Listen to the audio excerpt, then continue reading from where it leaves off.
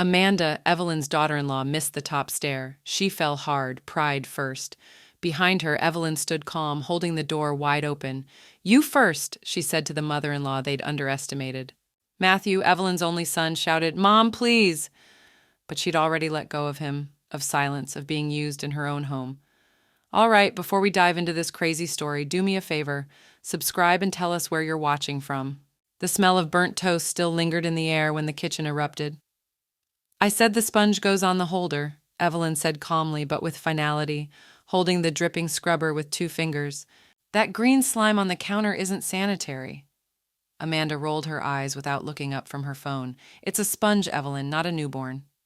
Evelyn didn't flinch. She had lived through harder things than a passive-aggressive daughter-in-law with a superiority complex. She set the sponge on the holder, and yet I seemed to be the only one cleaning up after it. Amanda turned then, slowly, like she was winding up. Her face tightened into something ugly. "You know what your real problem is? You act like this house is still yours. Newsflash, you're just the extra room we didn't kick out yet." There it was. Evelyn didn't move. She simply blinked once. "Matthew and I agreed." Amanda laughed sharply, stepping forward. "Matthew doesn't agree with anything. That's why we're stuck here. But don't worry, once we renovate, you'll have a quiet nook somewhere." And with no warning, no theatrics, Amanda's legs snapped forward, a clean pointed kick just below Evelyn's left knee. Pain flared bright and fast like a match struck too close to skin. Evelyn grunted, stumbling back, grabbing the edge of the counter for balance. Amanda leaned in, her voice a poisonous whisper. "Fall already." Then she turned and walked out, barefoot steps thudding up the stairs like a drum roll. Evelyn stayed rooted in place. She didn't cry, didn't call out, just pressed a hand against her shin and sat carefully on the stairs. Her fingers trembled faintly, but not from weakness, not from age, from calculation. Matthew appeared 5 seconds too late, holding a grocery bag. "Hey, I grabbed the almond milk you like. Wait, what happened?" Evelyn looked up at him, her face unreadable. "She kicked you?" he asked, voice low, unsure if he was more afraid of her answer or Amanda hearing it. "She was upset," Evelyn said, voice like glass, "and ungrateful and unkind." He sighed, setting the bag on the floor. "Can we please not make this a thing right now? It's been a week, Mom. She's been stressed. Everyone's tired." "She assaulted me, Matthew." He winced. "I just think escalating will make everything worse." "Escalating?" Evelyn repeated, more to herself than to him. Matthew stood there a beat longer, then quietly backed away. "Let's just cool off, okay? I'll talk to her later." Evelyn didn't answer. She waited until his footsteps faded down the hall, until she heard the bedroom door shut with a gentle click. Then she rose. Her limp was minimal, an old dancer's ability to mask pain, but the stiffness in her gait betrayed her. She moved through the quiet house slowly, pausing briefly by the family photo wall. Amanda had taken down the picture of Evelyn and her late husband last week, claiming the frame clashed. Evelyn didn't replace it. She didn't need to. She remembered what the house used to sound like: jazz playing on Sundays, laughter from the sunroom, the rustle of pages when her husband read aloud after dinner. She walked into her study and opened the bottom drawer of the file cabinet, where nothing was digital and everything still smelled like printer ink and dry folders. Deed papers, original signatures, her name, still the owner, still on top. She smoothed the edges with care and set the documents on the desk like she was laying out a map. The light from the desk lamp sharpened the black ink of the notary's seal. Amanda thought this house belonged to her now, that she'd inherit it through attrition, disrespect by disrespect, insult by insult, until Evelyn finally crumbled like old plaster. She hadn't accounted for one thing. Evelyn Carter had lived through more than grief and mortgages. She'd survived hospitals, loneliness, a decade of caregiving, and now she was finally standing still long enough to see what needed to be done. She pulled out her phone and opened a note titled simply Timeline. She typed in tonight's date, then added, "Incident, physical, witness, none, response, none, Matthew, neutral, Amanda, aggressive." She pressed save. From upstairs, laughter filtered down, Amanda's voice high and bitter. Evelyn shut the cabinet drawer gently. Then, with unhurried grace, she opened her laptop and searched one phrase: evicting family from shared residence in Colorado. Her fingers stopped mid-keystroke when the auto-suggestion popped up. "Can you remove someone from your home if they're not on the deed?" She clicked and smiled. It had started with compassion. Matthew had lost his job the summer after Evelyn's hip surgery, laid off by email like the rest of the junior managers at the bank. He had called, voice trembling between shame and hope, asking if they could crash for a couple of months while he figured things out. Evelyn, still recovering from physical therapy and a lifetime of believing in her son, said yes without hesitation. She remembered the first night they arrived, Amanda floating in with her oversized tote and diffused peppermint spray, claiming the guest room with the better light. "This will do," she had said. Evelyn had smiled politely, even after Amanda referred to the antique console table in the foyer as dead grandma energy. That had been 10 months ago. Now, Evelyn stood in front of her laundry room door, jiggling the handle like she was the intruder. It was locked. She pressed her ear to the wood. Inside, the familiar thrum of the dryer. Amanda's new bath towels, probably high thread count, probably bought with Evelyn's own Costco membership. She knocked once, nothing. Again, still nothing. She didn't yell. She turned quietly and walked back to her room, counting the small betrayals along the hallway. The new art Amanda had hung, some abstract print that Evelyn found cold and soulless, right over the old family portrait she'd boxed up temporarily. The new light bulbs Amanda insisted on, clinical, too white. Amanda had even swapped out the hallway rug with something machine washable and gender neutral, despite Evelyn never asking for the change. "Modern living," Amanda had said once, tapping a calendar app on her iPad. "You'll get used to it." Evelyn had nodded then, too tired to argue. But tonight she opened a folder on her desk titled simply House and added a new entry. Locked out of laundry again, no prior notice, guest privileges revoked without communication. Below it, she pasted a screenshot of Amanda's text from 2 nights ago. "Please don't rearrange the fridge again. You mix up the meat drawer and it's unhygienic." She'd ended it with a smiley face. Evelyn didn't reply to that one, but she printed it now, highlighting the timestamp underneath. She clipped the utility bill, her name on it, her payment history clean. Amanda and Matthew hadn't paid a single month's worth of anything. In writing, receipts, screenshots, dates, her weapon wasn't rage, it was record-keeping. Downstairs, the front door slammed. Evelyn watched from her upstairs window as Amanda climbed into a friend's Jeep, oversized headlights too bright. Music thumped as they pulled away. Amanda didn't glance back. The driveway was stained with tire tracks from their weekend parties. Evelyn never complained, but she'd started snapping pictures every time someone parked crooked on her lawn.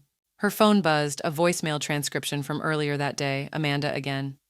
"Hey, Evelyn, just a reminder, we're having people over Friday. If you want to, go to a movie or something during that time, that would be awesome. No request, just a displacement." Evelyn clicked the email tab and began composing a new message to Irene Bell, subject, "Quick question." She typed slowly, carefully. "Can a co-occupant be removed from a home if they pay no rent, have no written agreement, and are not on the deed?" She stared at the sentence for a long time before hitting send. Outside, the house next door flickered with porch light. Old Mrs. Leavenworth was out watering her petunias in the dark like she always did when her insomnia hit. Evelyn gave a small wave. Mrs. Leavenworth waved back and lingered. Evelyn wasn't sure if it was solidarity or concern, maybe both. Behind her, the hallway echoed with the sound of Matthew's voice, low, hesitant. "You should have told her about the lock," he was saying. Amanda responded something short and sharp Evelyn couldn't make out. Then louder, "This is our home too, Matthew. She's just clinging to what's already gone." Evelyn didn't flinch. She returned to her file folder and tucked another page inside. Item, Amanda's recorded voice message, tone, entitled Subject, Presumption of Ownership. She closed the folder slowly, then locked it in the desk drawer. Her tea had gone cold, but she didn't bother reheating it. Instead, she walked to the mirror and looked herself in the eye. Her reflection didn't look tired anymore. It looked ready. It started with laughter, not the kind that softened rooms, but the sharp, tiny sound of someone who'd never learned to whisper. Evelyn paused in the hallway, a basket of folded towels in her hands, when she heard Amanda's voice float down from the upstairs landing. "No, seriously," Amanda said through speakerphone. "She still walks around like she owns the place. Like, honey, you signed it over in spirit the minute we moved in." Silence from the friend, then Amanda again, louder now. "Yeah, no rent, no lease, and Matthew's her only kid. The house is basically ours. She just hasn't accepted it yet." A high, screechy laugh from the other line. "Right? She acts like we're squatters or something. Poor thing. Probably thinks her voice still matters. Evelyn stood there, hands tightening on the edge of the towel basket. For a moment, she couldn't breathe, not because of the insult, but because the air had turned thick with something she hadn't felt in a long time. Clarity.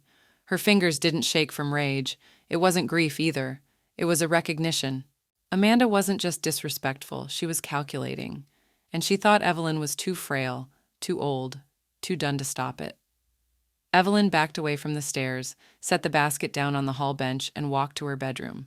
She changed into slacks, a pressed shirt, and slipped on a blazer, the one she wore to her husband's memorial. She hadn't visited Irene's office in years, but her hand found the keys on instinct. She didn't leave a note. The elevator at Bell and Mere Law ticked down from floor 5 like a countdown. Evelyn stepped out with slow precision, her cane just for show now, her face unreadable. Irene Bell was mid-sentence with a younger associate when she looked up and froze. Her expression softened instantly. "Evelyn," she said, standing, "you didn't say you were coming. I needed the kind of conversation emails don't handle." Irene nodded and waved her into the glass-walled office. She closed the door behind them and gestured to the armchair across from her desk. Evelyn didn't sit. Instead, she pulled a manila folder from her handbag and placed it neatly in the center of the table. Voice transcripts, photos, text messages, no lease, no rental record, and not $1 toward bills in 10 months. Irene flipped through it slowly. "You've been documenting everything. I've been watching my own erasure." A beat passed. Irene's eyes skimmed down a highlighted phone record, then she closed the folder. "You still hold legal ownership of the property? Title is in my name? No co-signers? No transfers?" "Then yes," Irene said. "You can absolutely revoke Amanda's right to occupy the residence. It won't be quick, but it will be legal." "Quietly," Evelyn said. "If you want it that way." Evelyn's mouth didn't move for a moment. Then she gave the smallest nod. "It's not revenge." "No," Irene agreed. "It's a correction." The two women sat in silence for a moment, the kind that hums with mutual understanding. Evelyn finally lowered herself into the armchair, exhaling like someone releasing ballast from a sinking ship. "I'll draft the preliminary filing," Irene said, opening a fresh document. "We'll start with a written notice of termination. Colorado law requires 30 days if there's no lease. After that, if they refuse to leave, they will—" Irene smiled thinly. "Then we proceed to a formal eviction hearing, paperwork, testimony. But from the record you've built, it's solid." Evelyn looked out the office window. Below, traffic moved in predictable lines, cars stopping where they should, turning when told. "If it takes months," she said quietly, "that's fine. I've waited longer for less." Irene paused her typing. "Do you want to notify them right away?" "No," Evelyn said, her voice calm. "Let Amanda believe she's still winning." The office printer whirred to life as Irene hit print on the draft notice. Evelyn didn't look at it. She was already thinking 3 moves ahead. As Irene walked her to the elevator, she touched Evelyn's hand gently. "This is going to get loud before it gets quiet." Evelyn met her gaze, eyes steady. "Let it." The elevator doors slid closed with a soft mechanical sigh. Back in the house that night, Amanda was back in her usual spot, curled on the sectional couch, laptop open, a glass of Pinot balanced against her knee. "You're out late," she said without looking up. Evelyn didn't answer. She walked upstairs, slow and silent, into her room, locked the door, then opened the folder Irene had given her, a duplicate copy of the draft notice, and set it beside the one labeled House. She reached for a pen. In the corner, she wrote the date, then underlined it once. The week that followed passed with unnerving civility. Evelyn made French toast on Sunday. She set the table with linen napkins and poured orange juice into the glasses with care. Amanda breezed in late, wearing oversized sunglasses and a hoodie that said, "Bless this mess," muttering something about a late night and mimosa headaches. Matthew offered a limp smile. "This looks great, Mom." Evelyn nodded gently. "Eat while it's hot." Amanda didn't even say thank you. Evelyn didn't flinch. She watched Amanda pick at her plate while scrolling through her phone. She noticed Matthew's eyes dart back and forth, uncertain, like he could feel something brewing but couldn't name it. Good, Evelyn thought. Let him stew in ambiguity. That afternoon, while Amanda napped upstairs with a humidifier running at full blast, Evelyn had the locksmith come. "Just the front and side doors," she said, arms crossed, tone crisp. "New keys, please. High security if possible." He didn't ask why. She paid in cash and took both keys. One would go into the fireproof box, the other would stay on her ring. Matthew and Amanda wouldn't even notice. At least not yet. 2 days later, a man from a small security company showed up in an unmarked van. He spent 3 hours discreetly installing new outdoor cameras, one above the porch, one pointed at the driveway, and another tucked discreetly near the back gate. By the time Amanda noticed, it was already done. "Are we expecting burglars or something?" she called out, arms folded, staring at the blinking blue light. Evelyn didn't look up from her crossword puzzle. "Just being proactive. You can't be too careful these days." Amanda shrugged and disappeared into her yoga room. Matthew didn't say a word. Thursday, a certified letter arrived. Irene had sent it priority. Evelyn signed for it herself and tucked it under her sweater, walking it quietly to her bedroom. She opened the envelope, smoothed the crisp paper flat, and slid it into her drawer beside the house file. It felt like slipping a final puzzle piece into place. Amanda didn't get the mail that day. She was too busy rearranging swatches of fabric on the upstairs landing. She'd been chattering for the past hour about light oak flooring and exposed beams. "I've been thinking," she said over dinner that night, skewering a cherry tomato with her fork. "We should really redo the upstairs soon. Maybe even knock out that awkward closet off the landing. Just open it up." Matthew nodded absently, chewing. "Yeah, might be time." Evelyn set her fork down, smiled. "You think so?" she asked sweetly. Amanda didn't even look up. "Yeah, I mean, we're probably going to be here for a while, right?" Evelyn reached for her water glass, took a slow sip, then placed it down with surgical precision. "It won't be yours for long." Amanda blinked. "What?" she asked, a short laugh behind the word. Evelyn stood, collecting her plate with care. "I said the food won't keep long if it's left out. You know how these older fridges can be?" Amanda looked to Matthew, confused. He gave a shrug, half-smile, like he wasn't sure if something had been lost in translation or delivered with razor-edge intent. That night, Evelyn folded a soft fleece throw over the back of the living room chair, smoothed the cushion, checked the angle of the new ring feed on her phone, all working, everything humming toward a single end. Upstairs, she could hear Amanda laughing again, talking to someone, probably the same friend from the speakerphone call. Evelyn no longer needed to strain to hear the words. She knew the tone by heart now. Entitlement was always louder than truth. Back in her bedroom, Evelyn opened her email. A fresh message from Irene sat unread. Subject line, "Notice received, next step timeline." She didn't open it, not yet. She turned off the lamp, the glow from the hallway nightlight casting long shadows across the carpet. Outside, a wind chime danced against the porch rail. Inside, Evelyn slept with the calm of someone who knew exactly when the ground beneath her enemy would give way. The kitchen had always been Evelyn's command center. She knew the sound of every drawer, every hinge, every spoon in its rightful place. So when Amanda yanked open the utensil drawer and slammed it shut hard enough to rattle the wine glasses, Evelyn didn't jump. But she did brace. "You really think you're subtle?" Amanda's voice sliced the silence like broken glass. "I got the letter." Evelyn stirred her tea without looking up. "Then you should know it's not a surprise." Amanda took 2 steps closer, jaw clenched so tight her teeth might crack. "You're throwing your own family out? You want to die alone in this mausoleum?" "I want my house to feel like a home again," Evelyn said simply. Amanda laughed, a short, shrill, off-key thing. "You're unstable, senile. This is elder paranoia. Everyone will see it."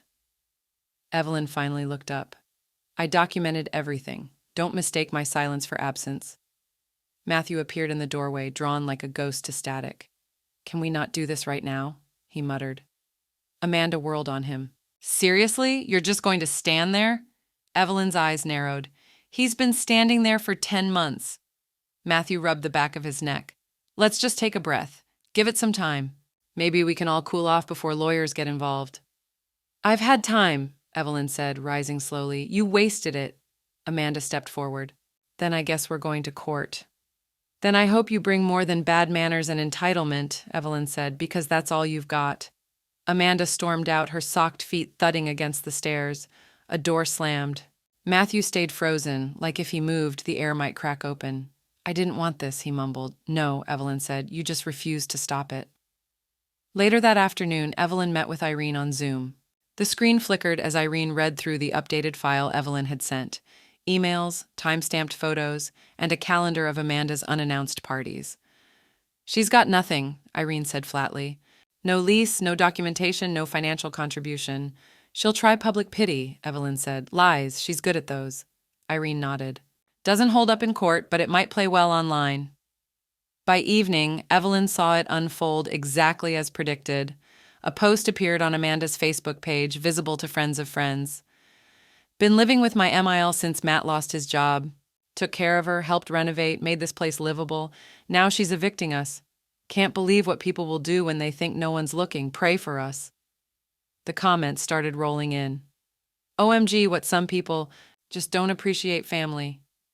Take her to court, girl. That's abuse. Evelyn didn't respond. She printed it, highlighted the timestamp, stapled it to her records. She didn't need sympathy, she needed the truth, organized and admissible. Upstairs, Amanda blasted music loud enough to shake the vent covers. Matthew paced the hallway like a man trying to outrun his own shadow. Evelyn, meanwhile, retrieved a leather-bound folder from the fireproof box under her bed. She hadn't opened it since her husband died, her will. She took out a pen, uncapped it, and made 3 swift changes. Amanda's name disappeared entirely. Matthew's portion, once earmarked for the house, now reduced to a modest memory. An old record collection, a photo album, and a note Evelyn had written long ago, back when he still called her mom instead of her. She signed it with clean strokes, folded, sealed. Then she opened a new tab on her computer and began drafting an addendum. The rest of the estate money, accounts, house, to be split between Olivia, her goddaughter in Oregon, and a community housing initiative for displaced seniors. Legacy, she thought, not inheritance. Legacy. The music stopped suddenly. Then Amanda's voice. She thinks she's going to win just because she's old and organized. Evelyn turned off the monitor and stood. She moved through the quiet hallway like a woman walking through fog she'd already mapped in advance. She paused at the bottom of the stairs, listening to their muffled conversation behind a half-closed door. Let them whisper, let them scream. The papers were signed. By Friday morning, the smear campaign was in full bloom. Amanda had discovered Canva. Her Instagram story was a carousel of curated pity, a sepia-toned photo of her and Matthew on the porch, a caption in a hand-drawn script font. We opened our hearts and home to help family. Now we're being tossed like trash. Please share if you've ever felt abandoned. The hashtags followed. #elder abuse, #displaced, family, #would serve better. Evelyn stood at her printer, feeding each frame of Amanda's digital fiction into a thick binder labeled Defense. She didn't even pause when Amanda's voice rang out from the living room. Oh my God, it's already at 600 views. She's lying, Matthew said flatly. You know she's not throwing us out without reason. She's rewriting the story, Amanda snapped, and you're letting her. Again. Evelyn slid the final sheet into its sleeve. The paper crackled. Outside, birds chirped with the kind of innocence only nature had the privilege of. That afternoon, while watering her potted succulents on the porch, Evelyn noticed a white bakery box sitting on the top step. Inside, a perfectly golden apple pie, homemade, still faintly warm. Tucked under the lid, a handwritten note in blue gel pen. You deserve peace. From someone who knows what it feels like to be erased. There was no signature, but Evelyn scanned the street slowly, and across the way, Mrs. Leavenworth gave her a slow, solemn nod from behind her curtain. By Saturday night, the campaign had begun to fray. Amanda's posts were louder, more erratic. A TikTok appeared, shaky, tearful, with Amanda claiming Evelyn had hid her medication and manipulated the system. Evelyn clicked download. Matthew stopped her in the hallway after dinner. Look, can't we find a way to just pause this? Maybe talk it out.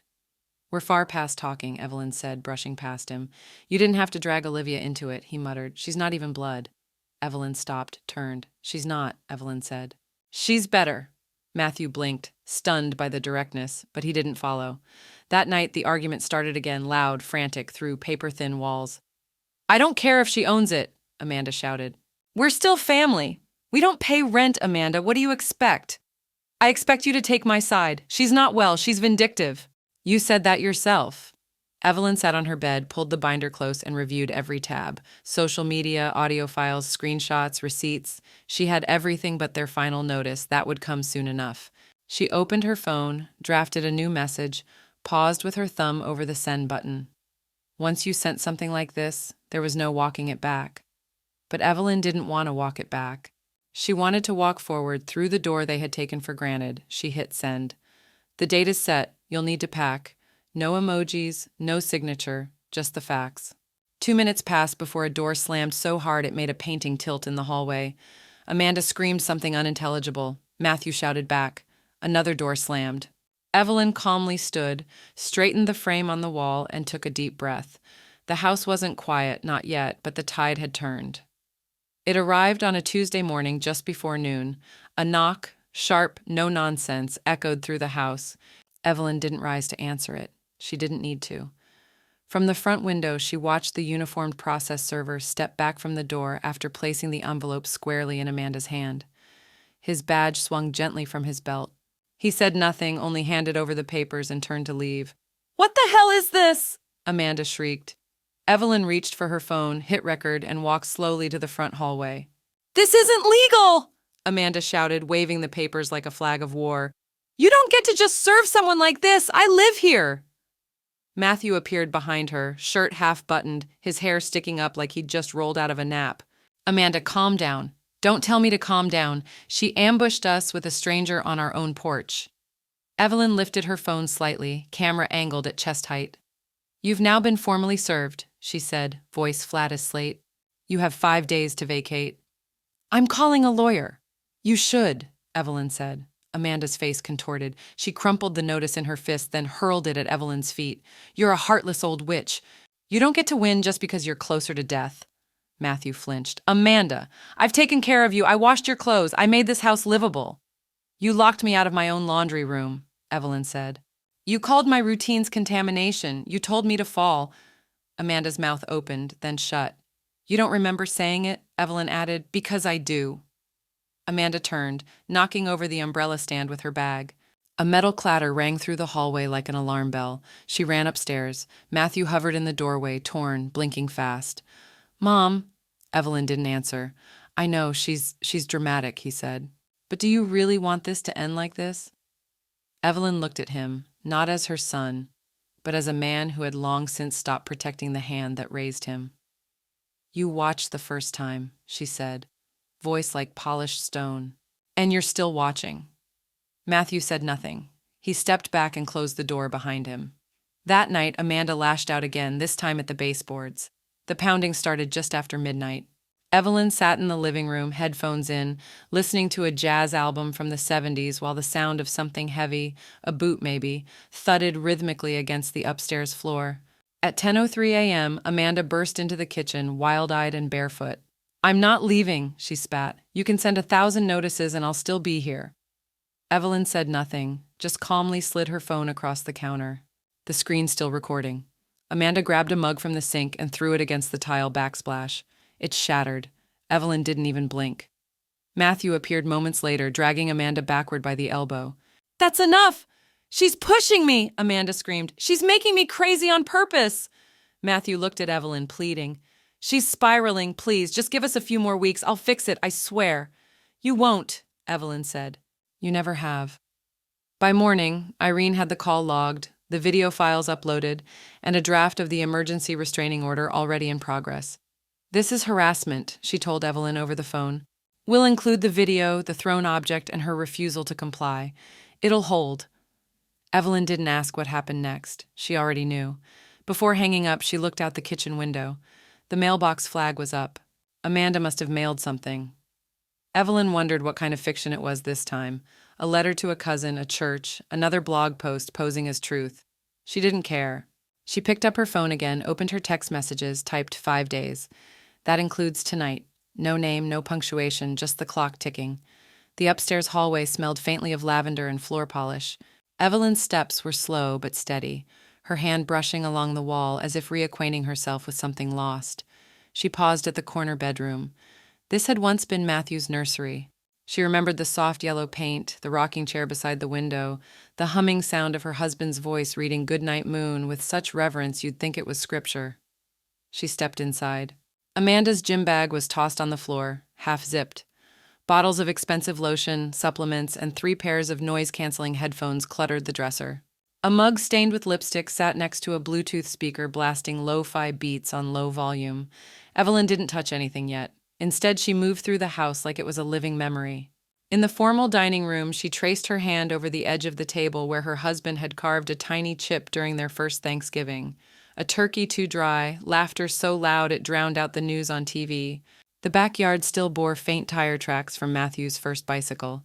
She could still hear the echo of his giggles when he fell into the hydrangeas.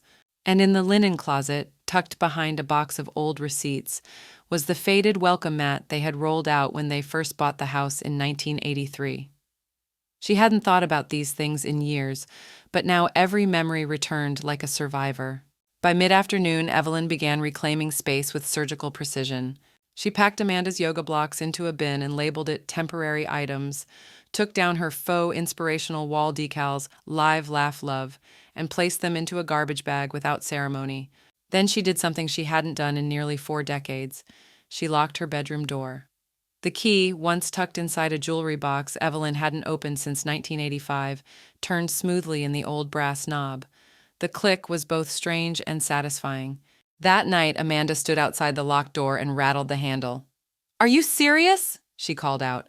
"What are you doing in there? You don't own privacy." Evelyn didn't answer. Instead, she set another folder into the drawer labeled Security. Inside, photos of every item she'd removed, time-stamped, documented. By Thursday morning, retaliation arrived. 2 caseworkers from the Colorado Department of Human Services rang the bell just after breakfast. Both wore polite expressions and state ID badges clipped to their belts. "Miss Carter?" one asked. "We received a report of possible elder neglect and domestic conflict within the home. We'd like to ask you a few questions, if that's all right."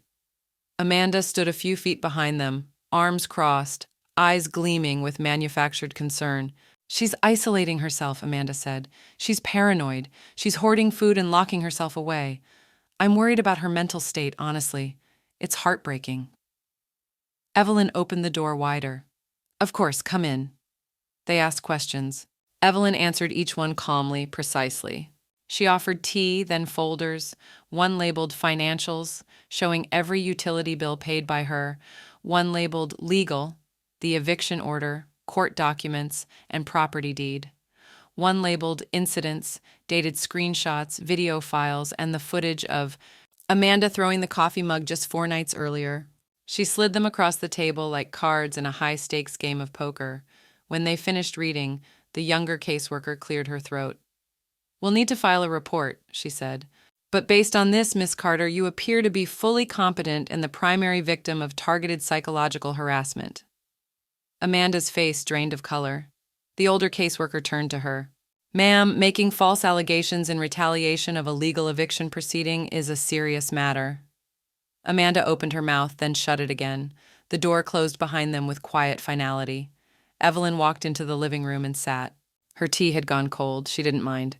A notification pinged on her phone. Subject line, "Case review complete, DHS documentation added to eviction file." She smiled faintly, one more piece in place. Then she stood, opened the front closet, and pulled out Amanda's favorite suitcase, the same one she bragged about when they moved in. Saturday afternoon arrived with the kind of uneasy quiet that made the walls feel too thin. Evelyn stood at the kitchen sink rinsing a teacup when the knock came, not on the front door but on the window. She turned. A tall, angular woman with stiff blonde hair and a grim, thin-lipped smile stood just outside, tapping her ring against the glass like a summons. Amanda trailed behind her, arms crossed like a sulking teenager. Evelyn dried her hands and moved to the door. "Hello?" the woman said sharply before Evelyn had fully opened it. "I'm Donna McKinley, Amanda's mother." She said it as if it were a credential. "Then I'm sorry," Evelyn replied, stepping aside with cool detachment. Donna swept into the entryway, immediately scanning the walls. "I see you've made some changes." Amanda followed, eyes already darting toward the camera above the doorframe. "Just want this documented, Mom. She's been unstable." Evelyn didn't rise to the bait. She pressed a small button on her phone. The soft red light on the hallway camera blinked once. "Mind if we sit?" Donna asked, already lowering herself into the living room's armchair like she'd claimed it. "I do, actually," Evelyn said. "This won't take long." Donna crossed her legs. "Amanda tells me there's been confusion, miscommunication, emotional misunderstanding." "She told me to fall," Evelyn replied evenly, "and then tried to sell the house from under me." Donna's smile faltered. "Mother, she's twisting it," Amanda began, but Evelyn raised a single hand. It was enough. Matthew emerged from the hallway, drawn into the tension like kindling near flame. Can we just stop for a second and talk like adults? We've tried that, Evelyn said. You refuse to listen. Now we're beyond talking. Donna sat forward, voice too sweet. I understand the emotional investment you have in this home, but let's be honest. Don't, Evelyn said sharply, for the first time showing a sliver of edge. Don't use words like investment when you mean ownership. I plan to ignore. Amanda huffed and rolled her eyes. She's playing the victim. Evelyn turned to Matthew, eyes calm but full of steel. You may love her, but she doesn't respect me. And that's where this ends. Matthew shifted uncomfortably. Can't we? No, Evelyn said. You've been trying to can't we your way through everything. There's no more room for cowardice here. Amanda let out a scoffing laugh. Oh, please. Look at her, locking herself in her room, parading files like a wannabe lawyer. This whole thing is pathetic. She took a step forward. You should have just fallen. You should have tripped, broken a hip, moved out quietly like old people are supposed to. Her voice curled into a sneer. But no, you're still standing all bent and brittle, pretending like you're still in charge. Evelyn walked past her to the front door and opened it wide. A gust of cold wind blew in. You first. Amanda stared. Evelyn didn't blink. The door stayed open. Amanda's face twisted. Oh, I'll go, when the cops drag you out first. She turned to stomp out, but misjudged the edge of the first stair. Her boot clipped the lip, her ankle twisted. She toppled forward, arms flailing like a cartoon villain, just one frame too late. The thud of her body hitting the bottom landing echoed like a drum roll through the foyer. Donna screamed. Matthew rushed forward. Amanda groaned on the floor, clutching her ankle. Evelyn stood in the doorway, unmoved. Should I call someone? She asked quietly. Or will you? No one answered, but the door was still open. By Monday morning, the bruises on Amanda's ankle had turned the color of spoiled plums, but that didn't stop her from limping theatrically around the house, pausing just long enough at each corner to sigh within earshot. Evelyn didn't respond. At precisely 8 a.m., a plain white moving truck rolled up the driveway. 2 uniformed men stepped out. One wore sunglasses and carried a clipboard. The other gave Evelyn a polite nod as she opened the door. Miss Carter? The clipboard man asked. Yes. All belongings marked in the east bedroom, second upstairs guest room, and half of the hallway closet are to be packed and moved out. He nodded. Per eviction order? Evelyn handed him a laminated copy of the court directive. Per statute, page 3. Amanda appeared at the top of the stairs, robe hanging off one shoulder like she was starring in a low-budget courtroom soap. You can't do this, she spat. This is my stuff. I'll move it on my time. Legally, Evelyn said, you've had that time. This crew is licensed and certified. Your things will be boxed, inventoried, and delivered to the address you filed with the court. I didn't file anything. Irene sent notice, Evelyn replied, not even looking at her twice. Amanda stomped, or tried to, and nearly tripped again. She caught herself on the railing and shrieked, You're evicting me like I'm some squatter. You are, Evelyn said, turning away. In the hallway, movers moved briskly. Amanda's framed motivational quotes were bubble-wrapped without ceremony. Her makeup drawer was dumped into a sealed bin. Evelyn had already inventoried every item with time-stamped photos. Downstairs, Matthew hovered uselessly by the kitchen island. She's in pain, he said, and humiliated. Can't you just give us a couple more days, please, just to breathe? Evelyn picked up her tea. I gave you 10 months. He stepped closer. Okay, I get it, but maybe just one final sit-down for closure. Just the 3 of us. Evelyn set her cup down gently, deliberately. You sit with who protects you, Matthew, she said. I'll sit with who respects me. He opened his mouth, but there was no defense to that. Outside, the sound of boxes thudding against the truck floor was muffled by the cold. Amanda shouted something incoherent at one of the movers, who calmly replied, Ma'am, I'm just following the list. By noon, the house felt lighter. Amanda's plants were gone, her yoga mat, her monogrammed mug that once lived beside the sink like a permanent insult. At 12:43 p.m., a sheriff's deputy arrived to confirm the eviction closeout. Amanda refused to speak directly to him. She glared at Evelyn instead, her face pulled tight with venom and disbelief. You'll die alone, she hissed, limping past with the last of her tote bags slung over one shoulder. Evelyn didn't blink. And yet I'll die in peace. Amanda stepped outside, head turned dramatically toward the sky like a martyr. Matthew lingered at the threshold. He looked back once, eyes full of something that might have been guilt, or just the ache of realizing he'd chosen wrong too many times. "I'll call you," he said. Evelyn stared at him. "No need." Then she closed the door, not slammed, just shut quietly, decisively. By evening, the locksmith returned. Evelyn handed him a small box of keys with tape labels: Amanda, Matthew, garage, side gate. He dropped them one by one into a metal disposal bag and melted them with a soldering iron. She installed the new Ring camera herself, set the new security code, 1983, the year she bought the house. At 6:12 p.m., Irene sent confirmation. Title officially recorded under sole ownership, finalized. Evelyn opened the email, downloaded the PDF, printed it. She held the paper in her hands like something holy. Then she placed it in a new folder marked simply Restoration. Outside, the moving truck disappeared down the street. Inside, silence finally settled like fresh snow. Evelyn set the last fork beside the china plate and stepped back. The table looked simple but elegant: pale linen runner, tapered candles, and 4 place settings arranged with care. The 5th one remained untouched at the end of the table. She left it there anyway. Olivia arrived just before sunset, a bouquet of cream peonies in hand and a bottle of red tucked under her arm. "You look strong," she said, kissing Evelyn on the cheek, "and dangerous, like a woman who's finally taken her throne." Evelyn smiled. "It's just lamb stew." 2 neighbors followed, Mrs. Leavenworth in her usual navy cardigan, and Clara from down the block, the one who'd slipped her business card into Evelyn's mailbox the day the eviction notice went public. She'd written only one thing on the back: "Whatever you need." They brought fresh bread and an apple crisp. No one spoke about Amanda, not directly. Over dinner, conversation drifted from books to porch repairs to Olivia's recent admission to a Midwestern law school. Evelyn listened more than she talked, nodding with the soft certainty of someone who had learned that silence often says more than righteousness. Still, her eyes flicked to the empty chair every so often. Matthew hadn't responded to her message, not even to say no, but she'd set the place for him just the same: plate, fork, folded napkin. It remained untouched, like a space reserved in a life she no longer expected him to return to. After dessert, Olivia stayed behind to help clear the dishes.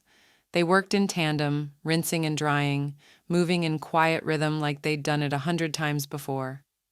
"Do you miss him?" Olivia asked gently, drying the wine glasses. Evelyn didn't pretend not to understand. "Yes," she said, "but not the version he became to survive her."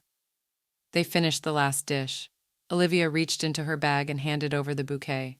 "You didn't lose anything," she said. "You reclaimed everything." Evelyn held the flowers close for a moment, not for the scent, but the weight. She set them in a vase on the mantel. Later that night, alone in the soft glow of the dining room, Evelyn logged into her email. One last legal document waited in her drafts: a permanent no-contact request for Amanda McKinley, filed through the county's civil court portal. It took 3 clicks. Click, click, submit. She didn't feel lighter, but she did feel sealed, like the last window had finally been closed against the weather. Her phone buzzed minutes later, a notification from a social media account she hadn't blocked, not yet. Amanda had posted a black and white selfie, cropped tight, eyes wide with affected sadness. "Lost a house but gained my peace. Sometimes what breaks you also frees you." Hundreds of likes, a few broken heart emojis, comments offering prayers and strength. Evelyn turned the volume down and stared at the screen. Then softly, almost too low for even the walls to hear, she whispered, "You didn't lose a house." She paused, folding the napkin from Matthew's untouched place setting. "You lost your arrogance." She stood and dimmed the lights. Outside, the wind shifted. Inside, nothing moved. The paper arrived in a plain manila envelope, no fanfare, no bow, just state-sealed confirmation of what Evelyn already knew in her bones. She unfolded the deed at the kitchen table, her hands deliberate, steady.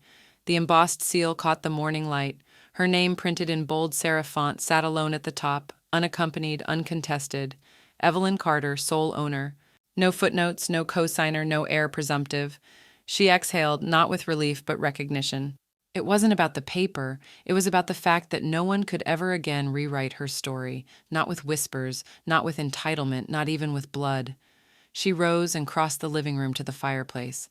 A narrow space above the mantel had remained empty for years, ever since Amanda removed the family portrait under the excuse of aesthetic clash. Evelyn lifted the deed, slipped it into a simple black frame. Nothing ornate, no gold edges or scripted fonts, just presence, permanence. She mounted it herself, measured, leveled, anchored. Beneath it, she added a brass plaque she'd ordered weeks ago from a local metal shop. It read, "You don't inherit respect, you earn it."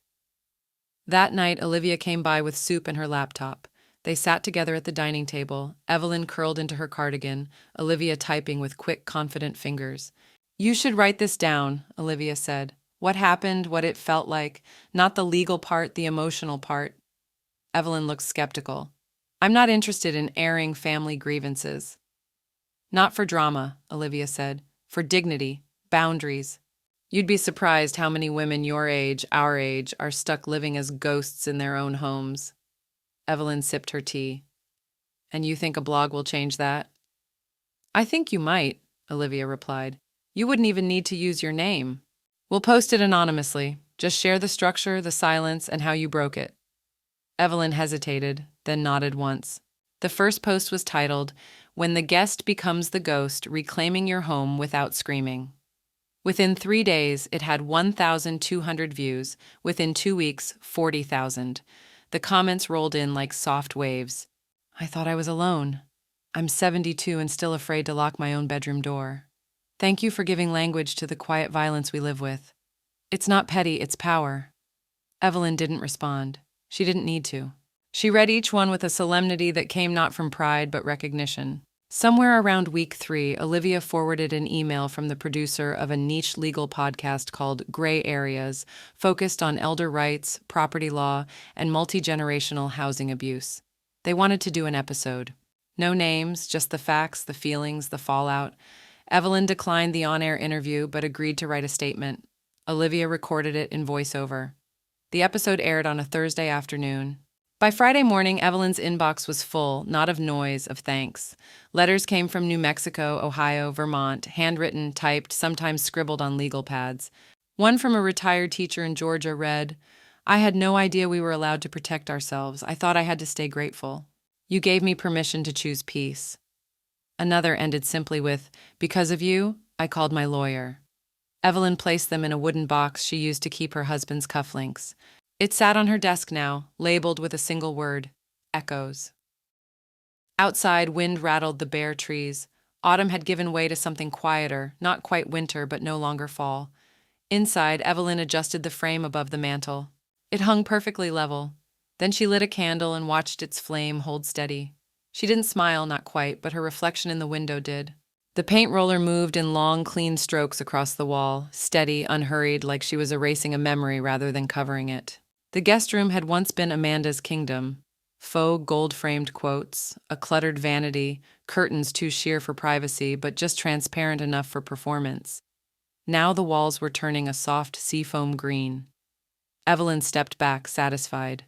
She didn't need perfection, just control, the kind that came not from shouting or storming, but from choosing which color would greet the morning light. When the paint dried, she set a single vase of fresh tulips on the windowsill. No photos, no declarations, just space. Later that week, she brought a folding chair into the backyard and placed it in the far corner under the Japanese maple. A worn quilt rested across her knees, a mug of peppermint tea steamed in her hand. The house behind her didn't creak or hum. No slamming doors, no false apologies, no curated pity disguised as presence. It was quiet, and for the first time in years, it wasn't silence that made her ache. It was silence that healed. A single envelope arrived by mail that Thursday. The handwriting on the front was unmistakable, angular, tight, familiar in a way that pinched inside. A birthday card, no return address. A printed message about thinking of you and hoping you're well. Nothing written, not even a name, just space where a signature should have been. Evelyn slid the card back into its envelope, sealed it with a piece of tape, and wrote, "Return to sender," across the front. She didn't include a note. Matthew knew why. That evening, her phone rang just as the sky shifted from blue to bruised lavender. Olivia's voice was bright. "It's official. I'm in." Evelyn smiled into the receiver. "Law school?" "Yep, Colorado State, full ride. I start in the fall." There was a pause, not silence, but reverence. "I never would have done this without you, Evelyn," Olivia said. "Watching you fight, hold your ground. I realized law wasn't about arguing, it's about building walls for the people who need shelter." Evelyn felt something inside her settle, like a chair finally leveled on all 4 legs. "Then all of it was worth something," she said. More than something, Olivia replied. You started a fire, Evelyn, the kind that warms, not burns. After they hung up, Evelyn walked to the guest room again. The paint had dried beautifully. In the closet, hangers waited. The bed was made with fresh linens, but it didn't feel like a room holding ghosts anymore. It felt like a room holding potential. She sat on the edge of the mattress and looked out the window. The yard outside glowed in the soft gold of dusk. The porch light hadn't flickered in weeks. The fence didn't creak. The air didn't carry footsteps or muttered curses or passive sighs. The house no longer felt haunted, and neither did she. The podcast studio was tucked above a yoga studio in downtown Boulder, all reclaimed wood, minimalist decor, and soft acoustic playlists humming through the walls. Evelyn sat in a cushioned chair that sank too deep for her taste. Across from her, a matte black microphone perched like a sentinel. A producer adjusted her headset gently and gave her a thumbs up. You comfortable, Miss Carter? The host asked from behind the soundproof glass. As much as I'll ever be, she said, smiling faintly. Olivia sat just off to the side, notebook in hand, eyes bright with pride. She'd offered to do the speaking herself, to protect Evelyn from exposure, but Evelyn had insisted. Let them hear it from the one who lived it, she'd said. I've been quiet long enough. The red light blinked on. The host's voice came through the headphones, warm and practiced. Today's episode of Gray Areas brings you the voice of someone who didn't just survive elder financial abuse. She documented it, dismantled it, and turned her silence into statute-backed strength. She's chosen to remain visually anonymous, but what she says, you'll remember. Evelyn didn't clear her throat. She didn't fidget.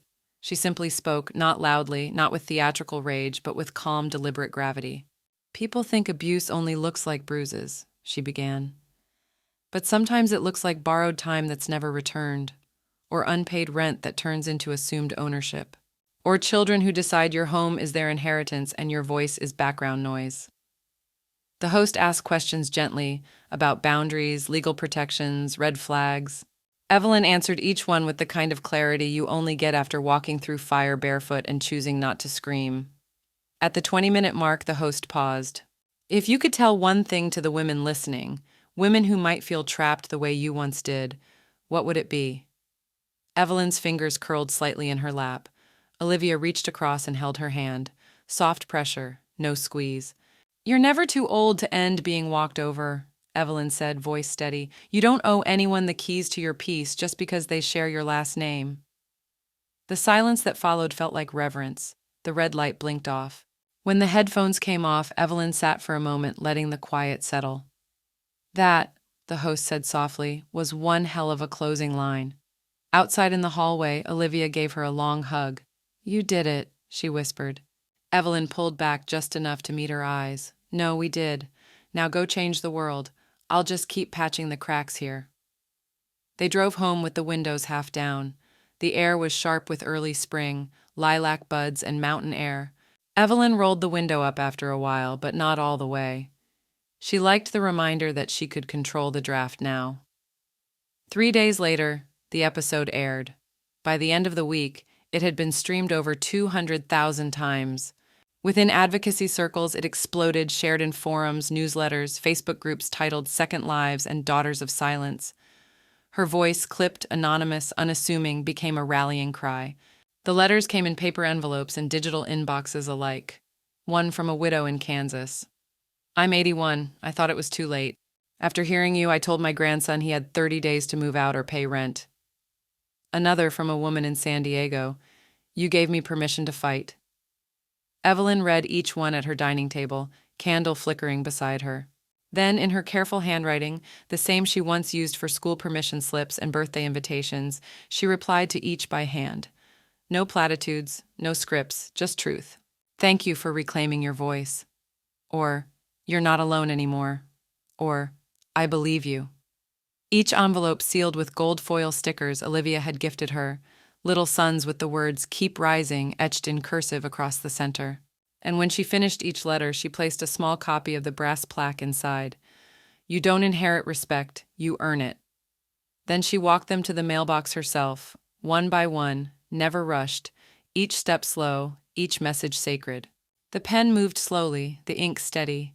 Evelyn paused between words, not out of hesitation but precision. the kind of calm that only came when you no longer owed the past an apology. The new will was clean, tight, unsentimental. Everything, the house, the investments, the quiet wealth tucked away from decades of living below her means, was left to two recipients, Olivia Hawthorne and a local nonprofit dedicated to elder housing and crisis intervention. She added a footnote at Irene's suggestion, in recognition of care received and legacy honored. Then she did something unexpected. She donated $5,000 in Amanda McKinley's name to a regional mental wellness program focused on women in high-conflict transitions. She didn't list herself as the donor, no receipts requested, no tax acknowledgement needed. It wasn't forgiveness, it was punctuation. Later that week, Evelyn climbed the attic stairs, slow but without fear, and opened a cedar chest she hadn't touched since 1998. Inside, hospital records from the shin fracture, x-rays, therapist referrals she never called, a letter from Amanda claiming it was all a misunderstanding. Evelyn shredded every sheet. There was no satisfaction in the sound, only silence, the final kind. She donated the chest, sold 2 old trunks, gave Olivia her husband's favorite chess set with its missing rook and tiny coffee stain from a game played in grief 2 days after his funeral. She kept one item, a watercolor painting she'd bought on impulse from a sidewalk artist years ago. A staircase, stone crumbling in places but leading unmistakably upward, into a light so soft it almost hummed. Evelyn hung it in the hallway where the old family portrait used to be, right below the brass plaque. When Olivia came by that weekend and saw it, she stopped mid-step. "You finally hung something there," she said. Evelyn nodded. "I thought about painting over it all, but some things shouldn't be covered, just risen above." They stood quietly in front of the painting for a while, shoulder to shoulder. Then Olivia kissed her on the cheek and left, off to study contracts and torts and build the kind of legacy you don't inherit, the kind you earn. That night, Evelyn opened her journal, the leather-bound one with pages still crisp, mostly blank. She hadn't written in it since before Amanda moved in. Now she did. She didn't tell the whole story, not again. She told the ending. With a hand that didn't tremble, Evelyn wrote, "Amanda told me to fall, so I rose and let her drop." She stared at the sentence for a long time, the finality of it, the truth. Then she closed the book without signing it, not because she wasn't proud, but because the truth doesn't always need a name attached. She slid the journal into the back of her bedroom safe behind the title deed, behind the letters she still reread on quiet evenings, behind Olivia's first law school acceptance email, printed and folded 3 times. She turned the dial, heard the satisfying click. Then she stood in the center of her room, barefoot on the hardwood she'd paid for, laid herself. The house was still. The air was cold. The night outside waited. But inside, nothing shook.